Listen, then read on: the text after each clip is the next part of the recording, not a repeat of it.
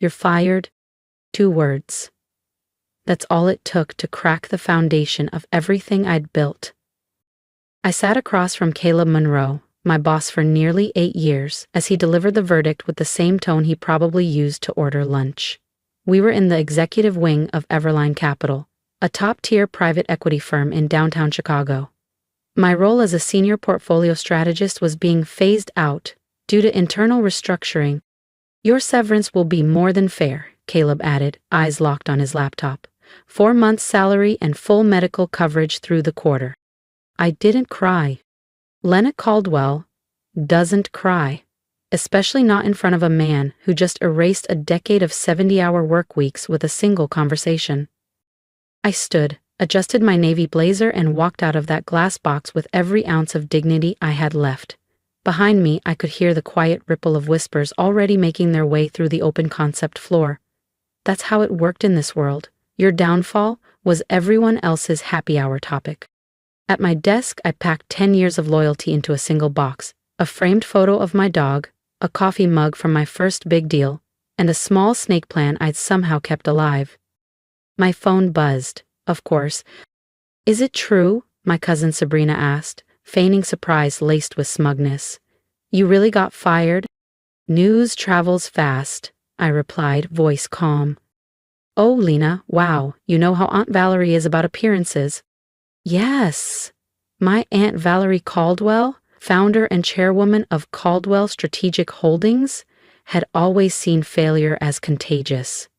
And now I, her 33-year-old niece who used to be the pride of the family, was apparently the virus. I'll figure it out, I said, ending the call before she could offer more fake sympathy. But figuring it out wasn't as easy as it had always been. The recession had slammed into the finance industry like a freight train. Every interview ended the same. Overqualified, not quite the right fit. We're going in a different direction. 2 months in, desperate and tired, I found myself sitting in my aunt's sprawling corner office in Midtown, the skyline of Chicago glinting behind her like a reminder of everything I no longer had. I just need something temporary, I said quietly. Any opening. I'll prove myself. And she didn't even look up. I didn't build Caldwell Holdings by handing out charity, she said. Aunt Valerie, please. Until what? She cut in, finally meeting my gaze with a glint of ice. Until you disappoint me too? And just like that, I knew. I wasn't just out of a job. I was out of a family. Until you embarrass this family further. Sabrina warned me this would happen. She said you were too ambitious, too reckless with your investments. My stomach twisted. Of course she had. Sabrina had always hated the fact that I'd made it further in the finance world than she ever could, especially without riding on the Caldwell name. I wasn't reckless, I said, trying to steady my voice. The market changed. Everyone was caught off guard, I added, but he cut me off. Everyone except successful people, Aunt Valerie snapped. Everyone except your cousin, who stayed where I could shield her. Everyone except your brother Nathaniel, who just made junior partner at Sterling and Rhodes. The sting landed exactly where she intended. Sabrina, the ever-loyal niece who worked at Caldwell Strategic, was now head of client development. Nathaniel, the golden boy, had his face plastered across law firm brochures and billboards on Michigan Avenue. And me? I had dared to step out on my own, to build something without asking for permission. And I had failed. The annual Caldwell Foundation Gala is next Friday, she said coolly. It's best you don't attend. I won't have whispers about your situation ruining Sabrina's promotion. I stood slowly, my hands trembling at my sides. So that's it? I asked. I'm being erased? Because I lost a job? You erased yourself when you left this firm, she replied. I'm simply acknowledging the consequences. That night, I sat alone in my downtown apartment, once my sanctuary, now a mausoleum of unpaid bills, foreclosure notices, and unopened emails. My phone buzzed, a chorus of hollow concern. So sorry to hear what happened. Knew it was too risky, Lena. Maybe next time, listen to your family. And then the dagger, my mother. Darling, your aunt is right. Take time to regroup. Sabrina knows someone looking for an executive assistant. It's a steady job, no shame in that. executive assistant, from leading billion-dollar portfolios to booking someone else's flights. In a fit of cold rage, I hurled the phone across the room. It cracked against the wall. Finally, something in my control. A knock jolted me. Through the peephole stood Nathaniel, immaculate as ever, uncomfortable in a tailored gray suit. I opened the door, arms crossed. "What do you want?" "To help," he said. "I've been talking to some contacts. There's an opening at Hallberg Capital. They're rebuilding after a major acquisition. Need someone sharp to handle transitional strategy." I stared at him. "You don't have to take it," he added, "but they'd be lucky to have you." For the first time in weeks, I let myself breathe, not because someone was offering me a lifeline, but because I knew I could still swim. "Let me guess," I said, cutting Nathaniel off. "Something entry-level, something safe, something more suitable for someone who failed?" He sighed. "Lena, be reasonable. Your reputation in the industry took a hit. The Caldwell name can still help you, if you're willing to accept help on our terms." "Our terms? Never mine." "I don't need protection," I said firmly. "I need support. I need my family to stand beside me, not above me." Nathaniel ran a perfectly manicured hand through his hair, frustration flickering in his eyes. "That's not how this family works. You know that. We reward success." He gestured vaguely toward my half-packed apartment, where boxes sat like ghosts in the corners. "Not this." When he left, I sat still for a long time. And then I made a decision. I wouldn't beg. I wouldn't play by their rules. I may have lost my job, my home, and my so-called support system, but I hadn't lost me. My skills, my fire, my ability to rebuild, they were all still intact. The following week, I liquidated everything. The Chanel coats, the rare artwork, even my beloved vintage poetry collection. Each sale felt like peeling away a version of myself that had been built for someone else's expectations. I wasn't collapsing. I was stripping down to rebuild with intention. On the night of the annual Caldwell Foundation Gala, while they toasted Sabrina's promotion beneath chandeliers and gold leaf ceilings, I zipped up a single suitcase and took one last look at my apartment. My phone buzzed. A message from Sabrina, of course. "Just announced my promotion. Wish you could have been here to see it. Then again, maybe it's better this way. Less awkward for everyone." Attached was a photo of her with Aunt Valerie, champagne in hand, both glowing under the ballroom lights. Behind them, my mother dabbed her eyes, overcome with pride, while Nathaniel schmoozed in the background, no doubt lining up his next big case. I stared at the image, fingers poised over the screen, then typed, "Congratulations, enjoy your moment. But remember this night, because it won't be the last time you hear my name." Then I hit block on all of them. I walked out of the apartment without looking back, hailed a cab to O'Hare, and boarded a flight to London. I had no idea what waited for me. But I had a plan, or at least the start of one. 5 years. That's what I gave myself. To rise again. To prove them wrong. And to make the Caldwell name remember what it cost to cast me out. My first stop was a tiny office in Camden. Charla, an old friend from my Everline days, had moved here after a messy merger. She'd started a boutique consulting firm, lean, scrappy, but quietly gaining traction. "Still serious about that open-door offer?" I asked, when she opened the door. Her grin said everything. "Let's build something dangerous. Hit subscribe so you don't miss what happens when I return, not just to the game, but to rewrite the rules." I don't think Charla ever expected me to show up at her door with nothing but a suitcase and a half-broken spirit. But she didn't hesitate. "The guest room's yours for as long as you need it," she said, throwing open the door to her cozy flat above a bakery in Camden. "But knowing you, you'll be back on your feet before I finish my next project." She wasn't wrong. Within a week, I'd transformed the tiny guest room into a war room. Laptop open, charts taped to the walls, the carpet covered in spreadsheets and sticky notes. Charla's boutique firm specialized in turnaround strategies for struggling businesses with high potential. It was gritty, under-the-radar work. Exactly what I needed. One evening, over takeout and late-night research, I looked up from my laptop. "There's something happening in the tech sector." Charla raised an eyebrow. "Go on." "Startups with insane potential, breakthrough ideas, but they can't get funding Too small, too risky for the traditional players. I slid a report across the table. The big firms are playing it safe after the crash, but that just leaves space for someone bold. Charla smirked, handing me a chipped coffee mug. Sounds familiar. I ignored the jab. We could get in early, real early. The right bets now could multiply tenfold. Someone like you, she said. I nodded. Someone exactly like me. From that moment, my routine shifted into overdrive.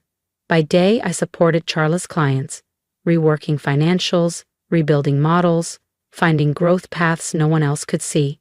By night, I combed through public records, tech incubators, and open-source databases, hunting down companies overlooked by the gatekeepers of venture capital. And then, the breakthrough. A tiny Manchester startup, barely 5 employees, had quietly developed an algorithm that could revolutionize predictive analytics in global markets. Everyone else dismissed them. Too young, too inexperienced, too unknown. But I didn't see risk. I saw myself. Scrappy, undervalued, brilliant. I want in, I told Charla the next day. I want to invest. She blinked. With what money, Lena? You sold everything. Not everything. I reached for the velvet pouch in my backpack and opened it to reveal the only piece of my old life I'd held onto, a rare blue diamond necklace passed down from my grandmother. Lena, Charla's voice softened. That's your emergency fund, your last backup. No, I said, already scrolling through London jewelry appraisers. This is the emergency, and this is the beginning of my comeback. The necklace sold for $375,000, 0 cents USD. I didn't hesitate. I invested every pound into the Manchester startup, and they gave me an advisor seat at the table. This wasn't just an investment. It was my rebirth. Within 6 months, the startup's algorithm caught the attention of top hedge funds and data firms across Europe. Within a year, they were acquired by a major Silicon Valley tech conglomerate for $18,700,000, 0 cents. My stake, worth just over $3,700,000, 0 cents. But honestly, the money was just the beginning. What mattered more was the credibility. My name started circulating, not as the disgraced ex-director of Everline Capital, but as the strategist who'd seen potential where no one else had. Soon, other struggling startups began reaching out. Young founders, underestimated innovators, teams with vision but no backing. They weren't looking for handouts. They were looking for someone who understood the intersection between finance and innovation. And that's how Monarch Enterprises was born. I named it after the monarch butterfly. Because what's more poetic than emerging from wreckage transformed? Charla came on as co-founder, bringing her consulting wisdom and a robust client network. We started small, but with purpose, hiring a lean team of analysts and moving into a sleek office in the heart of London's financial district. In just 3 years, Monarch had scaled far beyond my wildest projections. With satellite offices in Singapore, Dubai, and a pending expansion into New York, we weren't just a consultancy, we were a movement. Our portfolio, over $200 million, 0 cents in active assets. Our mission? Back the overlooked, bet on the underestimated, and win.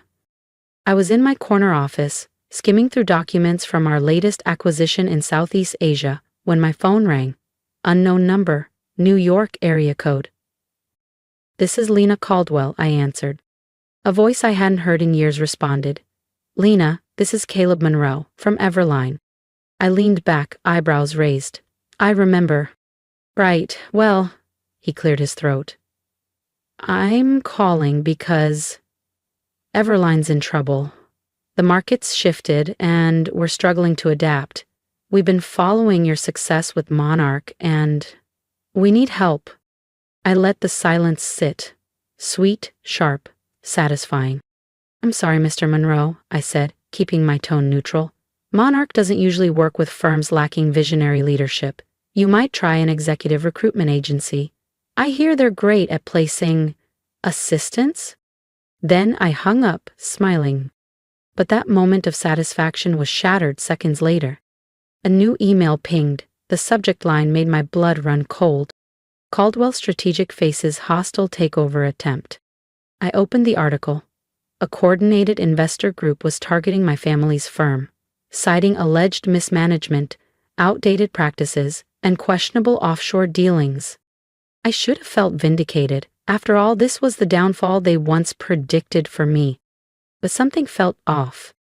The language in the article was surgical, the weaknesses too specifically exposed. This wasn't just an attack, it was an inside job. Before I could dig deeper, my assistant burst through the door, tablet in hand. "Lena, you need to see this." She handed it to me. A financial bulletin blazed across the screen. Monarch Enterprises revealed as mystery buyer in Caldwell takeover bid. My heart stopped. Someone was using my name, or my company's, to take down the very empire that once cast me out. And it wasn't me. Somehow, without my knowledge, someone had used Monarch's international subsidiaries to purchase millions in Caldwell strategic bonds, bonds that, now aggregated, could be used to legally support the hostile takeover. But I hadn't authorized those transactions, which meant, Charla? Silence. I stood, calling her name again, louder this time. But my office was empty. My co-founder, my partner, my friend, the woman who had opened her home to me when I was at rock bottom, gone. And on my desk, a single white envelope. I recognized the handwriting instantly, slanted, neat, measured. "Lena, I'm sorry. Valerie's offer was too good to walk away from. She says to tell you, family always comes first. Even when that family needs to learn a lesson." I sank into my chair as the final piece locked into place. Aunt Valerie, of course. The woman who had exiled me now wanted my empire. Not satisfied with pushing me out of her world, she wanted to bury mine too. But she had made one critical mistake. She underestimated the girl she cast out.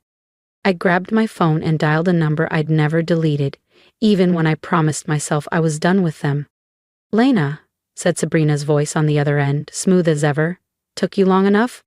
"Call off the takeover," I said flatly. She laughed. "Or what? You'll cry to Valerie? Oh wait, you can't.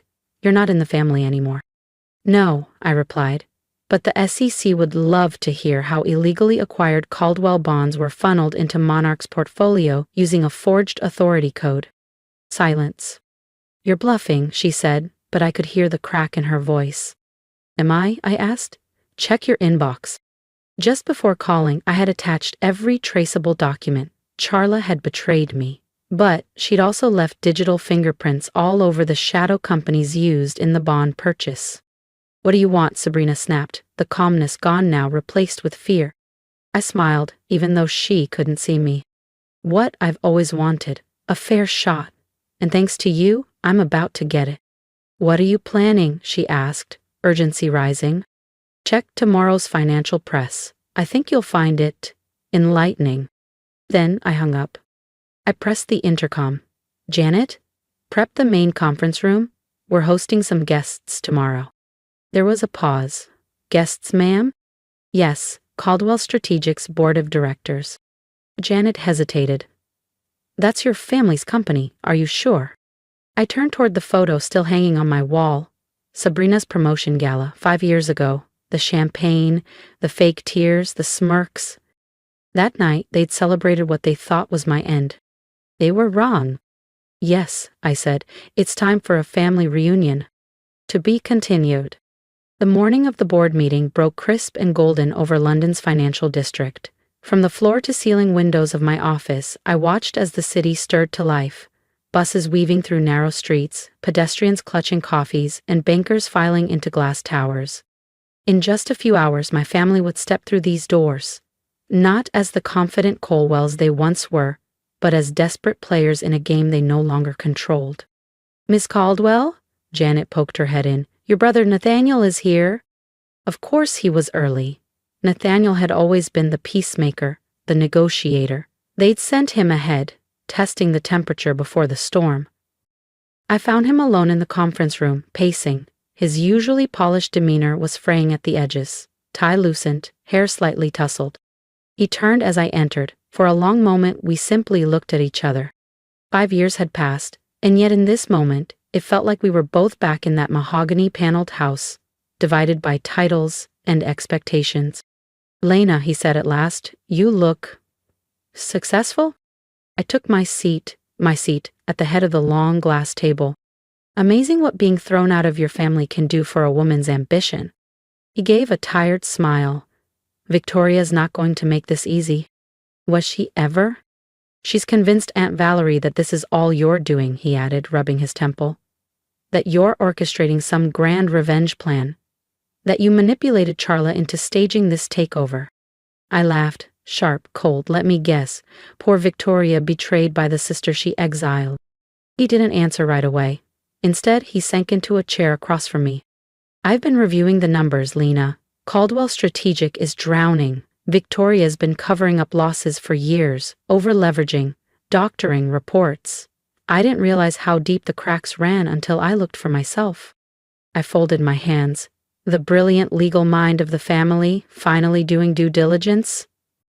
He flinched. "I trusted her. We all did. After you—" "I didn't leave, Nathaniel," I snapped. "I was pushed. There's a difference." Before he could answer, Janet reappeared. "They're here." I stood as the doors opened and the Caldwell delegation entered like they were storming a courtroom. First came Aunt Valerie, every inch the Titan in a sharp gray suit, her expression unreadable but eyes scanning the room with veiled curiosity. Then Sabrina, poised and practiced, wearing the same hollow smile from her promotion gala 5 years ago. My mother followed, quiet and tight-lipped. Then came the board. Family allies, childhood mentors, once witnesses to my humiliation. And finally, my father. Still imposing at 65, white hair, Italian suit, power in posture. He looked around the sleek, sunlit conference room, his gaze lingering on the gold monarch insignia on the far wall. "You've done well for yourself," he said coolly. I didn't stand. I didn't offer a handshake. I didn't move. "No thanks to any of you," I said simply, watching as they slowly, finally, came to me. "Please, have a seat," I said, folding my hands. "We have a lot to discuss." But Sabrina remained standing, both palms pressed firmly against the polished table. "There's nothing to discuss," she said icily. "Call off your little revenge scheme, Lena, and we'll pretend this childish tantrum never happened." I gave her a smile, not bitter, just patient, and pressed the button embedded on the side of my desk. The wall behind me flickered to life. The screen displayed a neatly organized sequence of documents: financial statements, offshore transfers, falsified expense reports, and internal emails flagged for ethics violations. "You mean like how you forgot to report these quarterly losses to the board?" I asked gently. "Or how you forgot that using company capital for your personal investment shell in Monaco is a violation of fiduciary law? Or perhaps you simply forgot to disclose your Cayman accounts?" Sabrina's face lost all color. Behind her, several board members leaned forward, squinting at the damning details. That's confidential," she stammered. "How did you—" "Charla may have turned her back on me," I said calmly, "but I've always kept my own records. Digital backups, security audits, off-site surveillance. Did you really think I wouldn't investigate why my company suddenly acquired controlling bonds in Caldwell Strategic?" My father, Mr. Caldwell, rose from his seat, his jaw tight. "What exactly are you implying?" "I'm not implying anything," I said, rising to meet his eyes. "I'm laying out facts." I turned to face the board.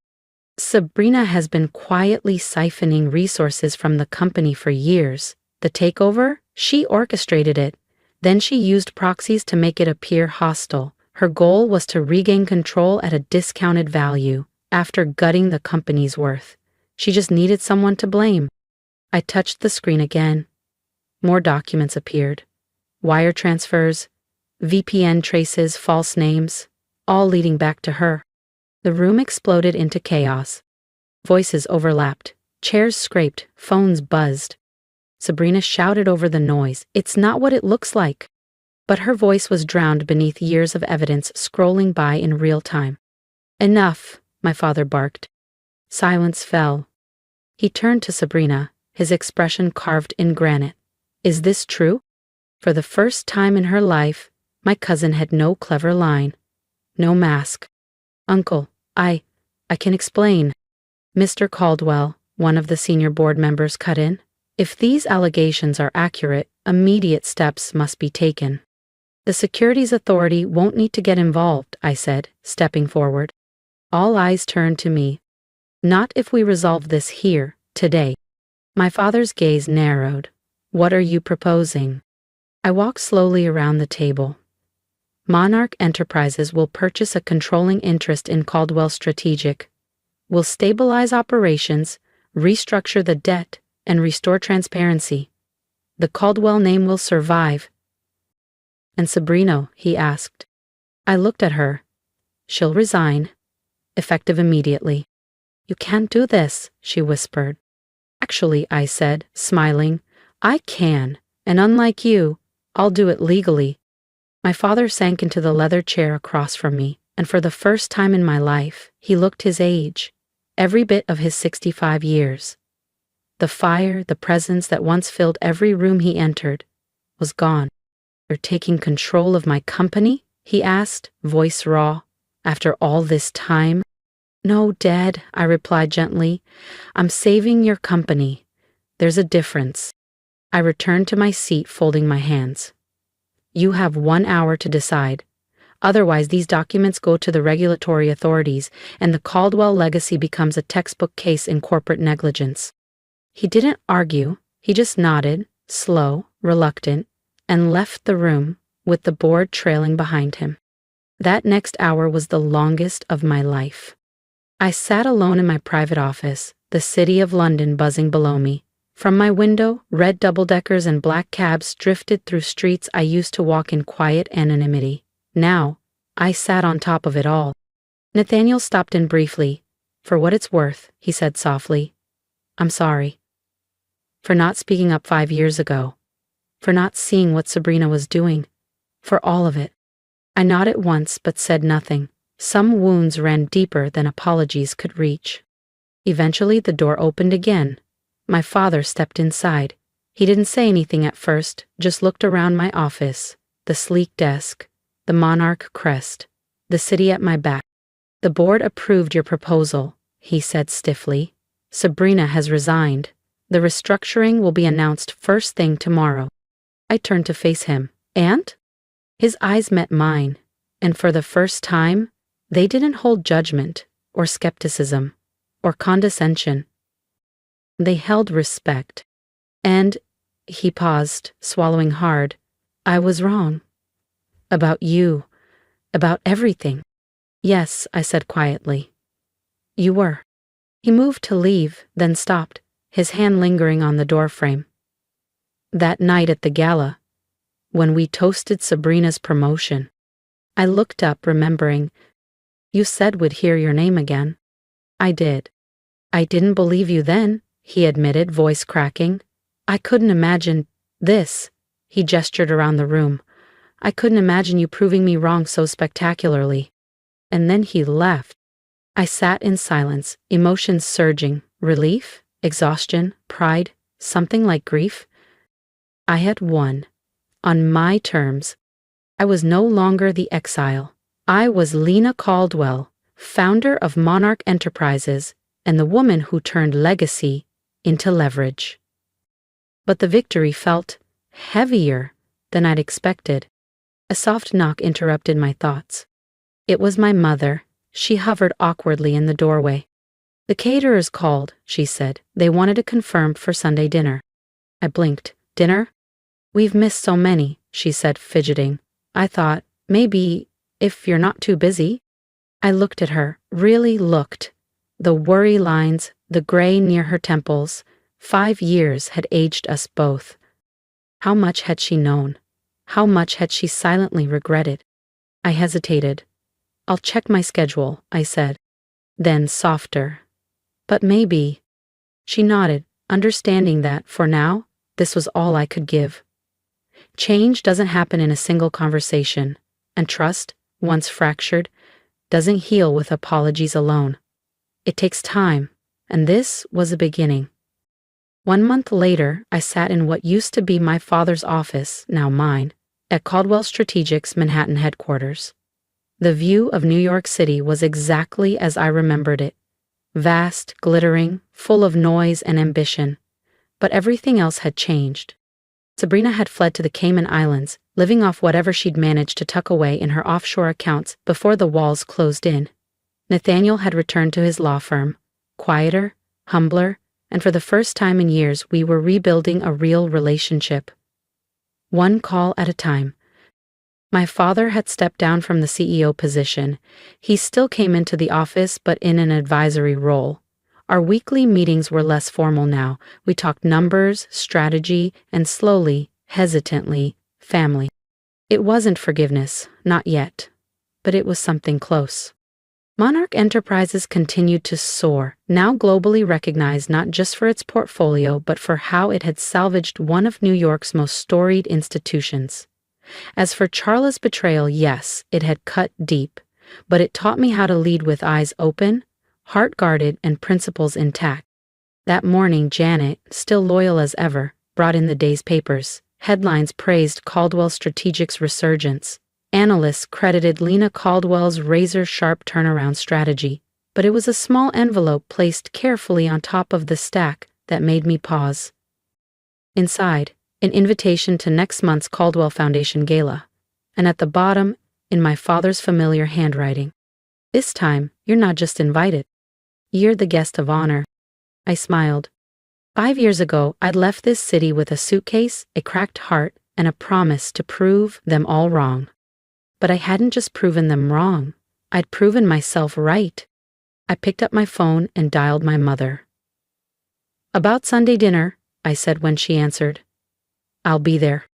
Because I've learned something over the years. Success isn't always about revenge.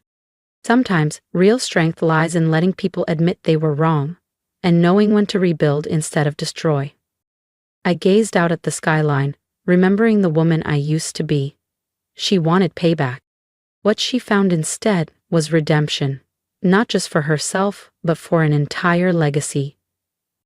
The Caldwell Empire hadn't collapsed, it had evolved. And me? I wasn't the outcast anymore. I was Lena Caldwell, CEO of Monarch Enterprises and Caldwell Strategic, the woman who lost everything and built something better from the ashes.